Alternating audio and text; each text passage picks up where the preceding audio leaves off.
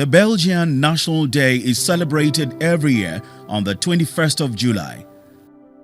This day commemorates Belgium's separation from Netherlands. As a national day, it is celebrated with military parades.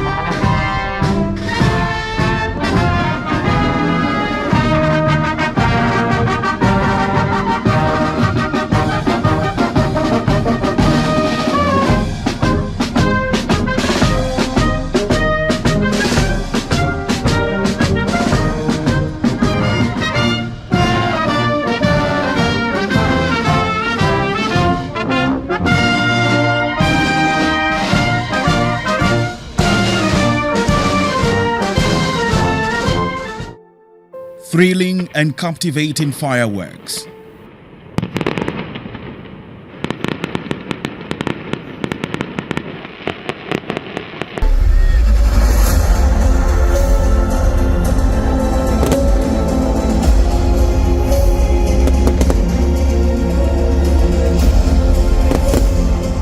Concerts.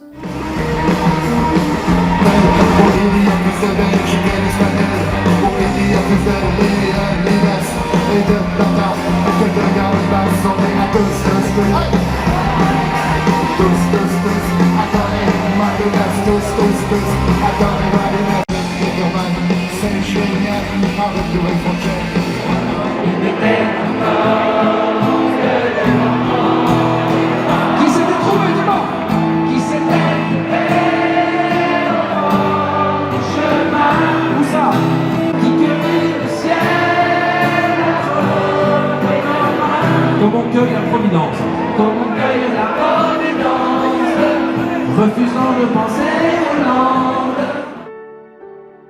Cuisines and lots more. Belgium declared independence in 1830 and has existed as a nation-state since then. Of the 194 years of Belgium's existence, it has enjoyed 63 years of bilateral relations with Nigeria. Belgium was one of the first countries to establish diplomatic relations with Nigeria, and since then, the relationship can be described as excellent. Nigeria and Belgium share a lot in common and have undiluted commitment and respect for their sovereign nations. In an exclusive interview with Ambassador of Belgium, Ambassador Peter Linknerjet, Global Light finds out more. 194 years of independence. How far has Belgium come as a sovereign state and also within the context of the European Union? Because if anything, over the past almost 2 centuries, the biggest evolution in the Belgian constitutional model is that we have become a federal state, just like Nigeria. Nigeria a federal republic, Belgium a federal kingdom, but for all practical purposes, 2 federal democracies. And that has been combined since the late 1950s with an evolution in which we've also pooled sovereignty to a higher level, something that indeed happens in not so many places in the world. So what I'm referring to is the European Union. So what you basically see is that through pooling sovereignty at a higher level than the federal one, and also by devolving power to the parts of the federation, to the equivalent of the states in Nigeria, and in Belgium they called regions and communities. Some people speak then, as a result of all that, of a evaporating middle. You could say what's left with the federal level if you give powers to the European level and also to the states level. Surprisingly, that evaporation has not really taken place because the diplomacy, the army, all these things are still firmly at the federal level, but also, for instance, and that is going to be interesting, I think, also from a Nigerian point of view, our police is a purely federal police, and then it comes with a level at the municipality. Community policing for us happens at the level of biggest proximity to the citizen, and that is the municipality. And the other level of our police is federal. So we don't have state police, something that is very much now in debate in the Nigerian context. Belgium does not have it. And so the federal state, but also a founding father of the European Union, indeed, these are the biggest changes, evolutions away from a unitary state in the context of post-Napoleon Europe as Belgium was created in 1830. Economically speaking, it's interesting to point out that we were the first country on the European continent to industrialize. The Industrial Revolution was first and foremost a matter of the United Kingdom, and then the first factories that were set up on the continent, also the first railway in continental Europe, was in this newly independent Belgium. So we have industrialized rather rapidly in even the first half of the 19th century. And there has been, of course, a lot of evolution as well, because this industry was mostly very heavy on coal and steel and using the rivers that end up in the North Sea through Antwerp and through a few other places in Belgium. And this has evolved over time. In other parts of Belgium at the time we had linen industry where we used our rivers to clean the raw materials for linen. And now we're more in a state where we produce high-tech textiles, but of all kinds, not necessarily linen-bound, and where we, for instance, also produce parts that are being used in space shuttles, or we're having a very strong pharmaceuticals industry. So we have definitely, as most developed countries, developed our sectors over time. Agriculture has become, at least in the total of the GDP, a very small fraction, an important one, but a small one in absolute numbers. The services industries have inflated a lot. What we see in Nigeria is that you have a very fast growing population, you have almost no established or no well-established primary healthcare system, and you also have a shortage of doctors and nurses. So it is not about just simply exporting products from Belgium to Nigeria. It is about building know-how, making sure that we can build know-how here so that the Nigerian people, the population, everyone in the population, the people in the street, but also the rich, can have the best potential treatment as they can have. That means they do not have to go abroad anymore.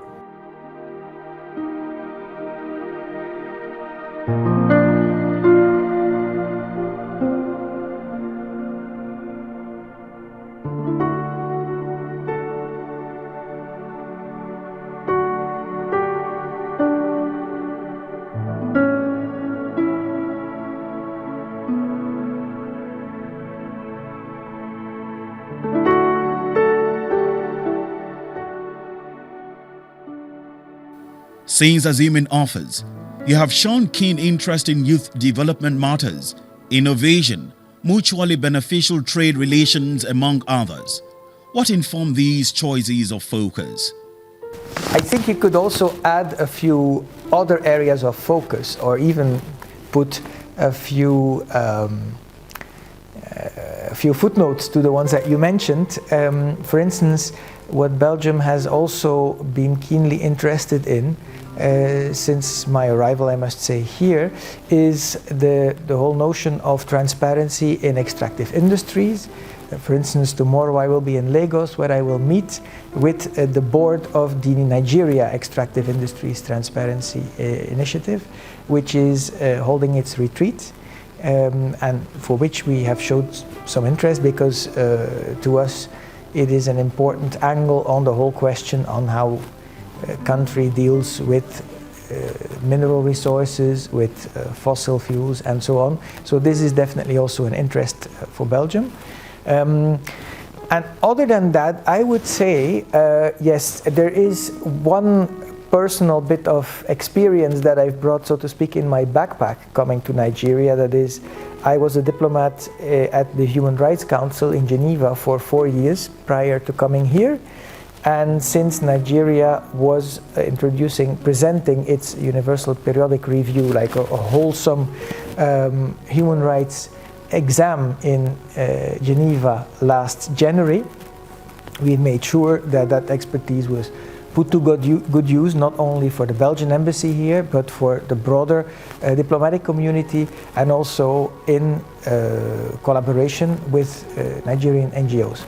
But other than that, I would say an ambassador cannot bring too many hobby issues, because he's representing not himself but a country, and the citizens of his country, and the business community of his country. So, in a way, whatever I have shown a keen interest in should reflect the keen interest of that business community and of our nation. And if that means that we have, for instance, creative bi-nationals in our Belgian Nigerian community working on fashion, then fashion is part of what I will showcase. And if that means that some investors are showing a keen interest in the health sector or in environmental cleanup work, then this is also where I will devote what I will devote a part of my time to. And same is true for my trips in the country. It is not just a personal pleasure that will be my compass. Rather the contrary. Wherever I go, it has to be useful for the bilateral relations of the two countries. Belgium has had cordial bilateral relations with Nigeria in the last 63 years. Do you think the relationship could have been better? And in which areas do you foresee Belgium and Nigeria anchoring their relationship in the next 63 years? I think these relations are indeed cordial. I'd say Nigeria is not the historical backyard of where Belgium has had the thrust of its relations on the African continent. It has come with a diversification of interest for the African continent as a whole. What would Nigeria want to become in the coming years? Because as an emerging country, a developing country, Nigeria is probably going to evolve more radically than Belgium as an already industrialized country will. Nigeria's development and economy has to a large extent depended on fossil fuels for the last few decades, but the country also wants to diversify its economy, specifically into the agricultural sectors, the mining sectors. And that is, of course, also where Belgium can come in. We do also have agricultural companies that show an interest in investing, in trading with Nigeria, and this is where we can probably proliferate a bit more. Now, interestingly, in our trade figures, the fossil sector is still very present, especially in the exports from Belgium to Nigeria, and also vice versa. But when it comes to the existing investments on both sides, it's much more of a diversified story already.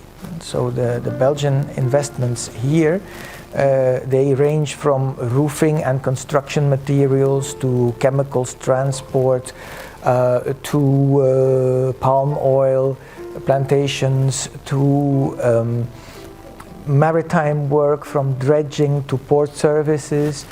So all of that is already present. But you could argue that especially in the agricultural side, we do have strong relations at the academic level in, for instance, looking how to deal with toxins and other things that hamper, for instance, Nigerian produce from reaching European standards for import into Europe. So we do have universities who work together in order to solve these issues. But you could think of probably more actual investment in the agricultural sector, which is something I hear everywhere whenever I go to see a governor, be it from the FCT or Ekiti or Taraba. People are always showing interest in investments in the agricultural sector in Nigeria, which has lots of potential. Also, sharing technology in the medical field.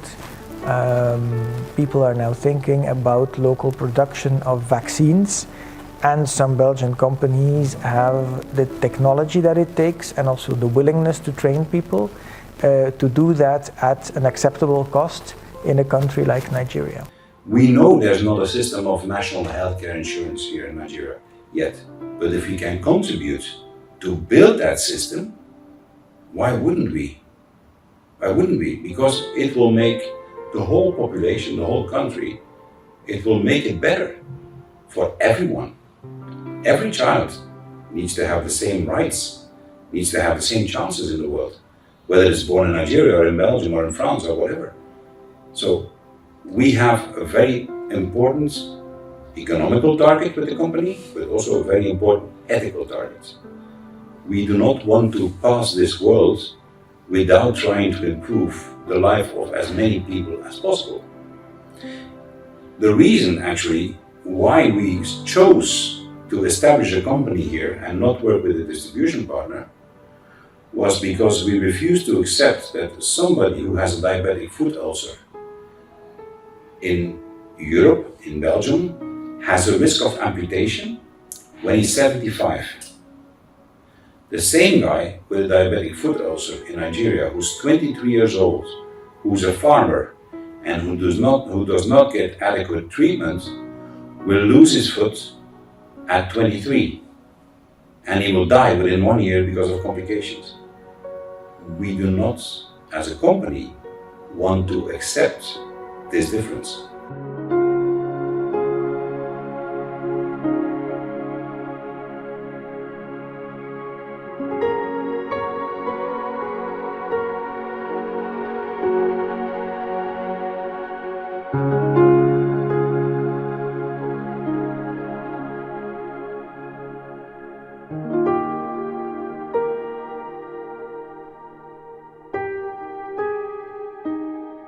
Belgium is known for chocolates and waffles. Would you like to tell us more about it? Yes, and in fact it won't be too difficult because we have a box of Belgian chocolates here on the table that I wanted to offer you after the last question. In fact, it comes with chocolates, and it also comes with a cartoon behind it that only shows up when you finish the chocolates. So this brings into view two Belgian traditions, chocolate and comics. And this, by the way, is only black dark chocolate, and as a true Belgian, I stand by the belief that only dark chocolate is worthy of the name chocolate at all, and that milk chocolate is a bit of a heresy and an invention that we could have done without. When it comes to the waffles, there's different types, and you distinguish them mostly based on the geographical origins. They come with the names of the cities that they originate in. There's the Brussels waffle and the Liège waffle. The Liège waffle is a bit thicker, a bit more dense, a bit smaller also in size, and usually either it comes with a chocolate coating or it comes with nothing additional at all. It also comes with its fair dose of sugar, sometimes pearl sugar that is added into it. The Brussels waffle usually comes with different toppings, whipped cream or a coulis of fruits, or again chocolate. So, but that comes with different things on top of it. Then, of course, our American friends have also popularized different types of Belgian waffles that are sometimes easier or not so easy to recognize from the original anymore. But indeed, it is a cherished tradition. So if you walk the streets of Belgium, then of Belgian cities, then you will definitely have the opportunity to taste waffles. When it comes to chocolate, it is also an important export product for us, perhaps more so than the waffles. And interesting to know is that in the bilateral relations, Nigeria is actually exporting a sizable bit of cocoa to Belgium, and then we are exporting chocolate to Nigeria. The value of those two trade volumes is about the same. And definitely there is probably also a bit of scope for enhancement. And I recently met with a Nigerian gentleman from the Ministry of Agriculture who attended an exchange of expertise that was organized by the think tank by our foreign ministry, the Egmont Institute in Brussels. And well, when he came back, I was very eager to hear of the experiences he had exchanged with other participants from Ghana, from the Dominican Republic, and so on. And he had readily a few lessons. One of them was that we could probably also step up the export of cocoa from Nigeria in the coming years. And it will definitely be interesting for us as an embassy and as a country, Belgium, to see how we can contribute to a more intensive exchange of this raw material for a very important national symbol of ours. Nigeria-Belgium-Luxembourg Business Forum presents a 3-day business forum with the theme Activating Viable Partnerships for Economic Growth and Sustainability. Speakers: Ms. Aisha Rimi, CEO, Nigeria Investment Promotion Commission, NIPC; Chief Emeka Obegolu, President, Abuja Chamber of Commerce; Dr. Olufemi Ogunyemi, MD, Nigeria Export Processing Zone, NEPSA; Mr. Dominic Vian, CEO, Protex Healthcare, amongst others. The program will include a plenary session, networking lunch, B2B and B2G meetings between government officials and Nigerian companies.